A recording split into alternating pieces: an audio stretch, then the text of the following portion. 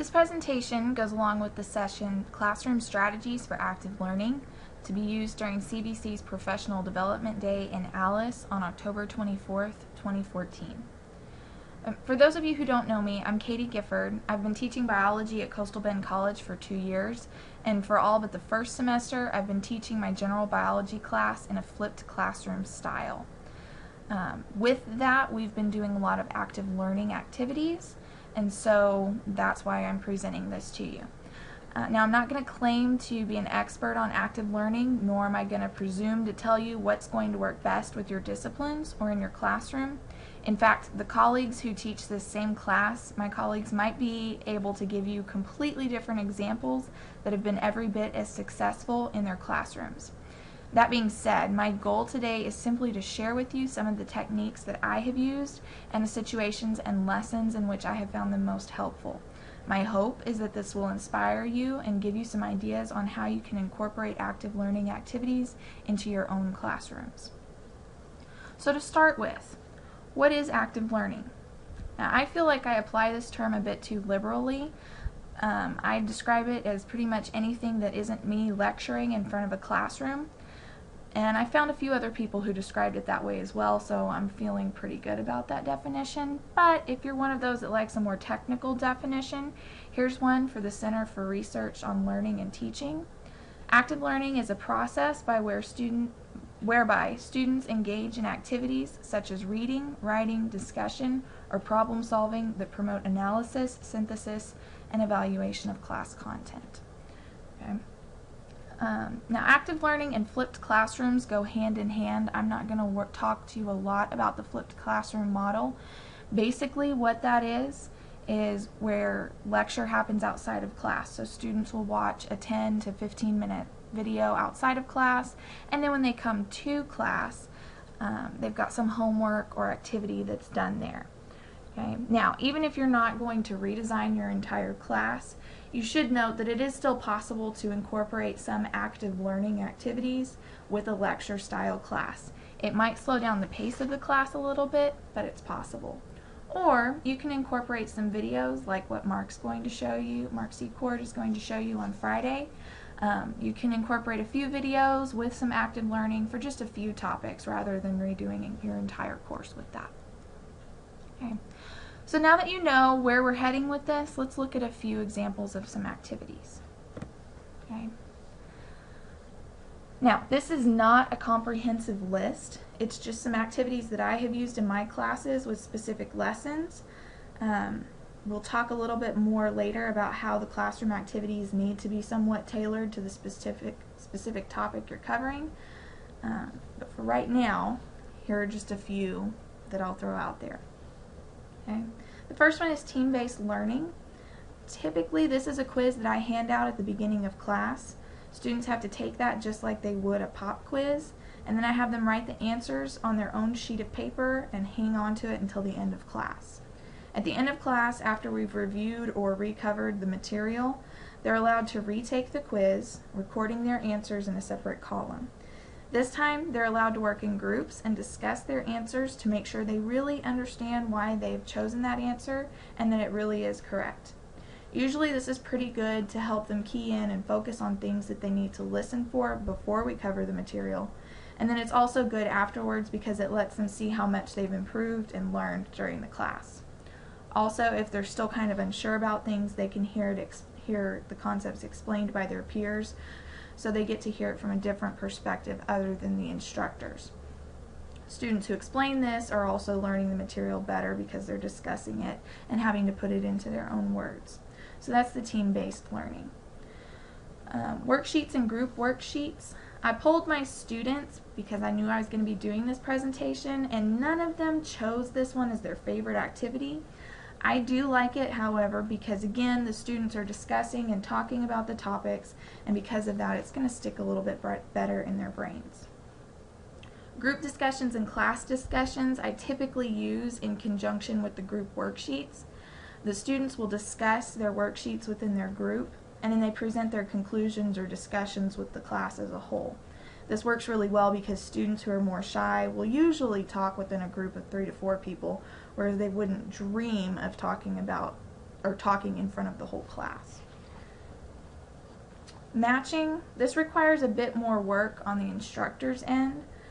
Usually I design something in PowerPoint and then cut apart little cards for the students to match up within their groups.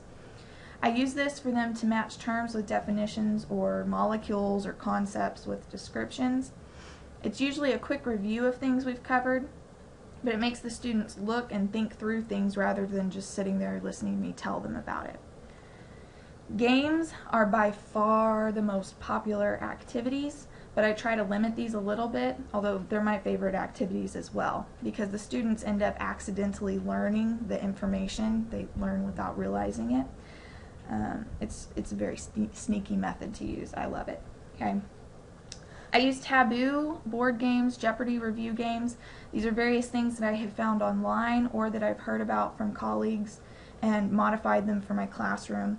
Or some of them are things that I designed somewhat from scratch. I got an idea from somewhere and couldn't find what I was looking for online, so I just made one myself. Again, there are ways to make these things challenging. Like with the board games, students have to answer a question correctly before they're allowed to roll the dice to move. But again, they're fun, and so students are embracing the challenge there. Acting or skits, these are things that can be directed by the instructor or they can be student directed. We do both of these in my class depending on what topic we're covering. I use this quite frequently to illustrate lots of things, but we illustrated osmosis with this a few weeks ago. I had some students who were solute molecules and some of them were water molecules, and we had the desks in the middle of the room be the cell membrane. So water molecules could move back and forth across the desks very easily, but solute molecules were trapped on their side of the room, whichever side they were on to start with. We discussed and illustrated what the water and solute molecules would do with hypotonic, hypertonic, and isotonic solutions. Okay. Analogies, sometimes this works pretty well and sometimes it doesn't work so much. It works pretty well to get the students thinking outside of the box about topics. And again, hearing things from different perspectives and talking about it in different ways gets the students more comfortable with the information, and it helps them remember this stuff a lot more. One of the downfalls with this is sometimes students make up analogies that really aren't as descriptive as you would like for them to be. So it's interesting to try out and use sometimes. Okay. Illustrations, drawing, and artwork. I use this one when we cover mitosis. Because it's a process that involves several steps and it really requires visual aids. So I have the students make and label the visual aids here. They really enjoy this because I basically turn them loose with a whole bunch of craft supplies. However, to make it challenging, I do grade them based on how well they've labeled and represented specific important structures throughout that process. Alright, and then finally hands-on and model building. I'm not sure how well this one's going to work with other subjects, but there are obviously very easy applications for this in the science courses by building atoms or molecular structures and or cells, again using craft supplies or candy or model kits that you get. Lots of easy applications there. I'm sure there are ways that you could incorporate that somewhat in other classes, but that would be worth pondering. Okay, so when you're choosing an activity for your classroom, you first need to consider the main point of the lesson. You need to choose 1 or 2 or 3 things that are going to be key concepts, and what is it you want the students to know when they leave the classroom. Then you need to consider the best way to get students to key into those concepts. Obviously, certain activities will be more conducive to learning specific key concepts. So, if you were trying to get them to learn certain terms or specific dates and events, or a matching game may work really well. Okay, matching the terms and the definitions to the dates and events, or you could probably even use this with matching artists or authors with their works of art or certain pieces of literature. Taboo games would also work pretty well for this, but you'd have to think about that specifically for your discipline. I will show an example of how I use taboo games in my class in a little bit. Okay, a process, you could have the students act it out, you could have the instructor directing it, or you could have the students directing it themselves, coming up with how they wanted to do that and directing it themselves. Okay, and then lists of key concepts. If that's something that you want them to learn, then you could have group worksheets with fairly informal presentations at the end. Again, this is an example I'll show you right now. Alright, group worksheets. I typically use these when we're discussing the properties of water. So at the end of that class, I want the students to be able to list and or recognize the 5 properties of water and to be able to associate something from everyday life with those properties. So it's not just they're learning water is a good solvent, it's water is a good solvent, and that's why nutrients can be transported through plants or through our bodies. That kind of thing needs to be applicable. So they start off by getting into groups, and I give each group a worksheet with an example of something they've seen in everyday life. Then I have them look at the properties of water in the book and choose which one best fits that everyday example. Then they discuss why that is so important for life. In other words, who cares? And I ask them that during class, who cares? And they all look at me with surprise. Did a teacher really just ask who cares about this topic? They look at me surprised. In surprise, they grin, and then they start answering the question. It works really well. That's the goal. I want them to know why it is that they should care. Now with this, I expect them to have the items from the book listed, and if there's time, like if they've done a really good job in getting their information together, I sort of reward them by letting them use their phones to look up other reasons the property might be important. In the last 10 to 15 minutes of class, the groups present their information so everyone in the class gets some exposure to everything that was covered.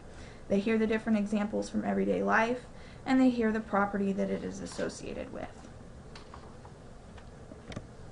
Okay, the taboo game, I use this with a couple of topics, but the one that we just played a couple of weeks ago went along with the different types of cell transport. So with this topic, I want students to know and understand the different ways that ions, molecules, and other particles are transported into and out of the cell. Because there are a lot of terms that are associated with this, it can get kind of dry talking through them all, and the students' interest and focus kind of starts to waver before we're all done. So what I do after going through the lesson and explaining different types of cell transport, and that includes watching a few short videos and answering a few questions as a class, I have the students divide into groups and they play a game of taboo using cards that I've modified from another teacher's taboo game online. So you can see that in the upper corner right here. I really like this activity because students have to think fairly quickly because other people in their group are waiting for them to give clues. They have to dig into their book and look up definitions for the key term. So that's what's shown in the black box there. If you're not familiar with how taboo is played, whoever's giving the clues has to get the word at the top. They have to get other people on their team to say the word at the top without saying any of the words that are on the card. So you have to kind of think about more descriptive ways to explain the key word. Okay. So students are having to think fairly quickly to come up with clues. They have to think critically of ways to describe the key term without using the specific words that are listed on the card. And both the students giving and receiving the clues have to get fairly familiar with the vocabulary associated with cell transport. And of course, you've got some good friendly competition that's going on there to keep the students engaged and focused on what's really going on. Again, this is an excellent method to kind of trick students into accidentally learning before they even realize that that's what they're doing. Okay. Now there are a few modifications that I can think of right away that might be possible with this for different subjects. You could use Pictionary for different history events, or maybe even for chemistry, like the different functional groups if the students need to know that. You could use Pictionary for that. So here are just a few miscellaneous things that I've picked up in the last couple of years. Active learning does require creativity and thinking outside the box. It is going to require time. You're going to need to think through what you want the students to glean from the activity and tailor the activity to do what you want it to. In other words, it's probably not going to be something that you can just throw together in a few minutes the night before your class, although some of my colleagues would probably disagree with me on that, and that's okay. Don't be afraid to try things that may seem a little bit childish. Many of the activities that I use started out too young or maybe a little too simple for a college class, but tweak those activities and make them more challenging, or give the students a quick quiz or a homework sheet after a simpler activity to ensure that they really are learning the material in as much detail as they need to be. Active learning is going to require trial and error. You have to do what works best for your class, and that's going to change from semester to semester or from class to class, as you well know. Class size is going to have an effect on this, and it's going to require just a little bit more planning because of that. You're going to obviously have to change how you do things for a class of 5 and for a class of 48, but trust me, it can be done. I'm speaking from experience there. If something doesn't work quite like you thought it should, then just tweak it. If it isn't working very well, the students will have no problem letting you know.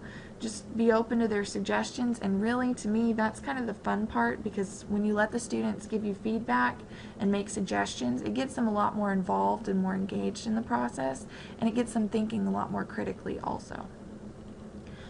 Try out new things. This is my fifth semester teaching this redesigned class, and I completely changed one of my activities this semester.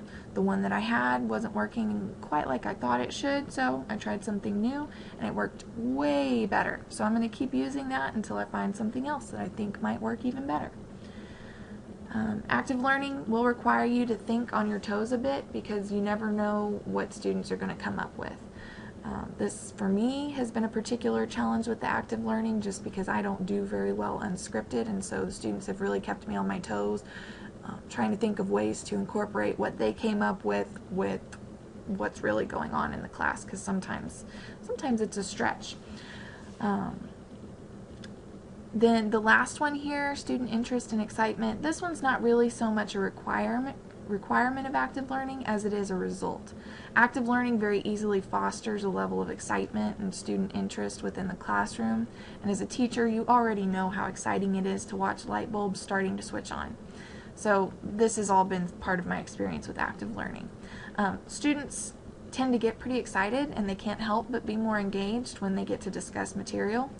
They start learning accidentally, or in other words, without even realizing it, and they start thinking about the material and its implications, again, without even realizing it, all as a result of active learning. Just to let you know, I consistently get good feedback, great feedback from my students about active learning, both written and verbal feedback, and totally unsolicited.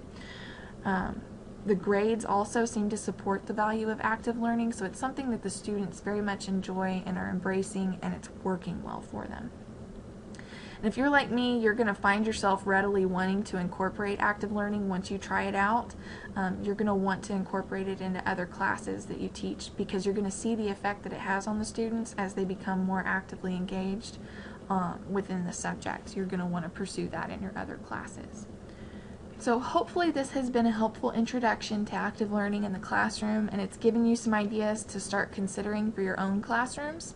I look forward to seeing all of you on Friday and letting you see a little bit more firsthand how active learning works in a classroom setting. If you have any questions, I would be more than happy to answer them for you then. Thank you.